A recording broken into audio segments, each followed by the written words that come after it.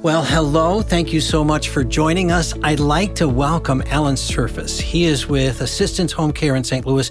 It is a St. Louis-based company that provides non-medical in-home care services in both St. Louis and also in Chicago. Alan Serfas is the president, but also co-founder of Assistance Home Care.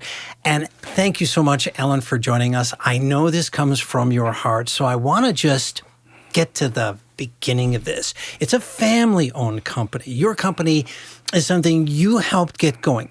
Tell us that story.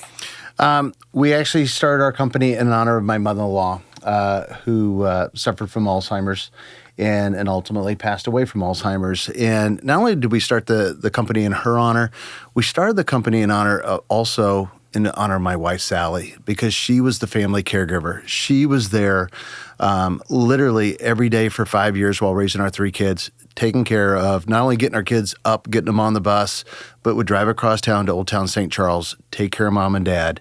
And really, it's just every single day she was on an emotional roller coaster. And just, I have such a profound level of respect, not only for my wife, Sally, for all that she did, but for the family caregiver. Because I always say, it doesn't matter if you have 2 kids in your family or 10, there's typically one that's going to literally step up and shoulder so much of the responsibility of caring for one's parents. The adult child, you can hear about it, you can read about it, but when you've walked that journey, it's huge.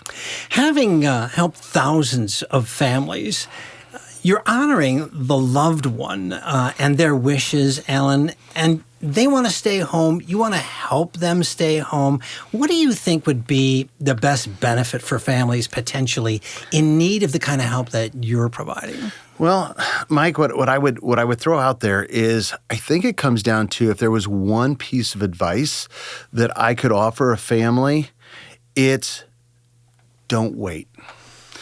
Don't wait. I think it's one of the toughest things that I see over and over. Spouses, children, they're waiting for their parents to ask for help. They're waiting for that family to reach out and say, I'm ready. You know, who can we reach out to?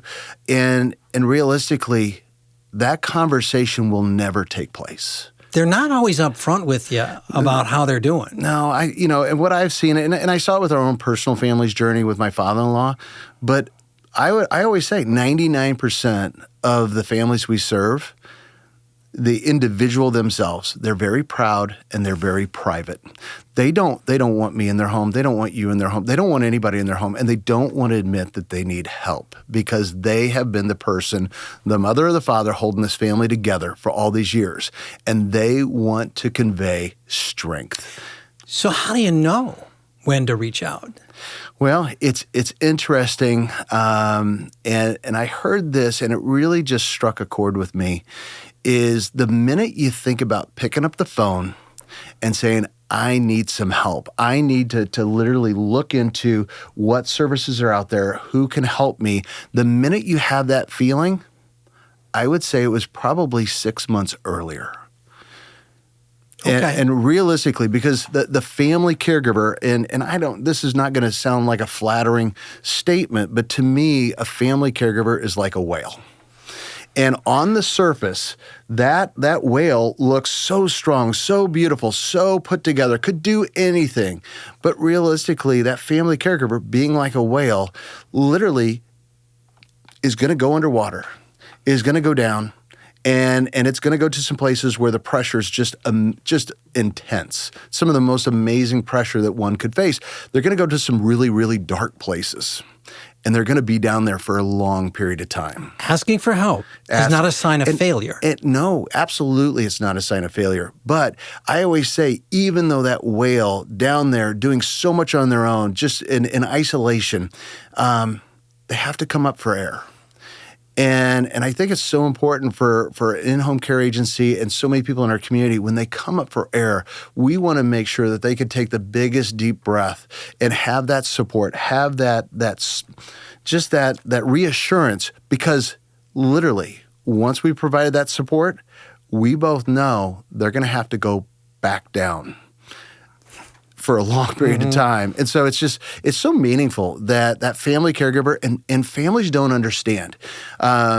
because families look at the family caregiver and say, oh my gosh, you're so lucky. You get to spend all this time with mom and dad. And I don't think families really understand just how much stress, how emotional it is to be that family caregiver. And they're crying out. They're not going to say it, but they're crying out saying, I need help. And the help that you can provide, whether it's a phone call, whether it's support, whether it's just the offer, would it be helpful if me and your siblings and I reached out and talked about some services, or could we help out every once or twice a week and fill some of this role? Your knee-jerk reaction from a family caregiver is probably going to be, no, I don't need it, I don't want it. But the fact that you offered that support means the world. Well, if you, the family caregiver, go down, the whole ship sinks. I mean, when you're on that plane and they're giving you those instructions and they say when the masks drop down, if you're sitting next to a child, put your own mask on first because you got to take care of you. Okay, so Ellen, I'm in a situation where I know I need help. I'm admitting that I need help. I've got my parents ready to accept that help. What could you give me like 4 or 5 things to think through? I think number one is, it's reaching out and exploring in-home care needs for a loved one. Do your homework. It's amazing, and I don't mean this in a negative light whatsoever, but I find families will spend more time researching what car they're going to buy, more so than the homework they're going to do with who's going to come in and provide assistance for mom and dad's care. So I really think it starts with something as simple as, when interviewing a company, is what's their why? What drives them? What are their core values? And it's amazing how many people say, oh, we have core values. And you ask, well, what are they? And you kind of get a knee-jerk reaction like, well, I could review those or I'll send them to you. And they don't know. So it's like, what is their why? What drives them? And what holds the whole team together is number one. Number two is what's the level of experience that they have? There's a lot of people in this space that are, that they see that there's a tremendous need in the community and they're kind of jumping on a bandwagon, all for a lot of wonderful intentions. But it's what's the level of experience? It takes a lot. We've been blessed to help over 5,000 families, and you learn a lot. And we have a lot of great companies here in St. Louis and in Chicago that have been around for 15, 20, 30 years. And that experience means a lot to families, to give people the peace of mind. I think the other piece is understanding the reputation of the company that you're going to choose.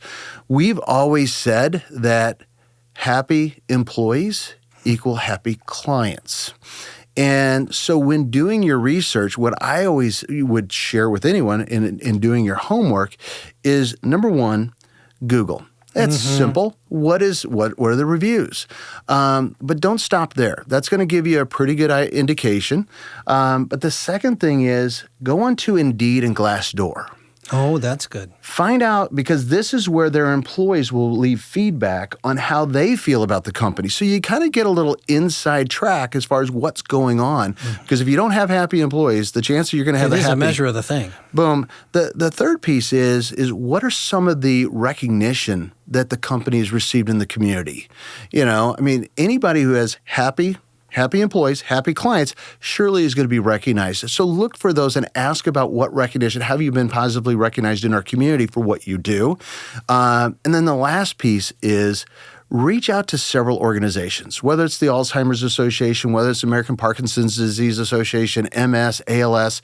And if you called 4 or 5 agencies and said, hey, tell me who the top 3 or 4 in-home care providers are in my local area, what you're going to look for, ask for 3 or 4, and you're going to find out that there's 1 or 2 that bubble up to the top, that are somehow consistent across the board. That's a great place to start. Now, it's been my experience, well, this is just the way it is. You in a typical situation, you have a parent that's been in the home for quite a while, and maybe there's still another parent there with them, but they've been alone for a while. The kids have grown up. They've moved out. They're very accustomed to having their own space without any intrusions. Now, you've got them ready to accept someone coming in the house and they're not so comfortable with it. Maybe even some of the adult children are. How do you help them get over that, having a stranger come into the house? It's probably I think it's probably most difficult for the children. Because at the end of the day, when we talk about the family caregiver, and you alluded to this, is they are the glue holding everything together. And for us to come in and provide assistance to their loved one, I don't want to make this seem small, but that's relatively straightforward. We know exactly how to provide wonderful care and assistance to the client we serve. It's the family caregiver. And they really don't understand the level of pressure and stress that they've been under. And so a lot of times that they're open to having someone come in, it's the children who have heard that I don't want anybody in my home, I won't accept anybody to my home. And I would say my father-in-law was a perfect example of this. Late in the latter part of his journey, he began to fail. And we'd been, in this space for 4 or 5 years. We sat down and had conversations because my father-in-law was adamant. He wanted to stay at home. Mm-hmm. He's very proud, very private, but he wanted to stay at home. We talked to him about having our team come in and assist him. And every single conversation we had was, no, I don't want it. I don't need it, even though he was essentially bedbound. And probably one of the toughest things for us who are in this space was to introduce our team into his home expecting the worst. And literally, it was just the opposite.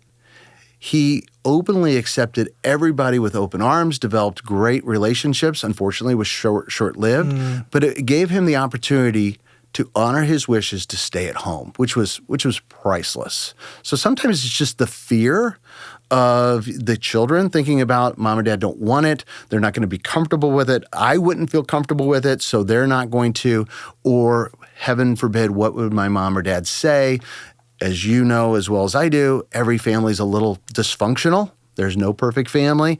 And a lot of times children are like, I don't necessarily want to let that out. I don't want other people to see that. But the bigger part of it is honoring your parents' wishes. If they want to stay at home, there are great companies out there to fill that need. All right, Ellen, and somebody's ready to move on this. What's the best way to get a hold of you or your team? Best way for anybody to reach out to us is number one, do their homework. Reach out to us at assistancehomecare.com. You can find us, on the website. And really, it's. I always say, don't just go with one company. I always think that if you select 2 or 3 top-rated companies that you feel really good about, especially after you've had that telephone conversation, invite them into your home. Invite them into your home. It's a free, we refer to it as a discovery visit, so we can better get to know your loved one, the family, all the dynamics that are going on. But I'm always convinced that if you have 3 great companies come in, you'll know within inside of 5 to 10 minutes who's the right fit for you. And I know because we talked before, you guys just want the best solution. Every single call that comes in my mind and what I share with our team is, I think that's my wife Sally calling, saying, I need help from my mom. And what are we going to do? How are we going to be there to support her? Because I think a lot of times we can just think that this person's just calling us around to see what the price of home care is.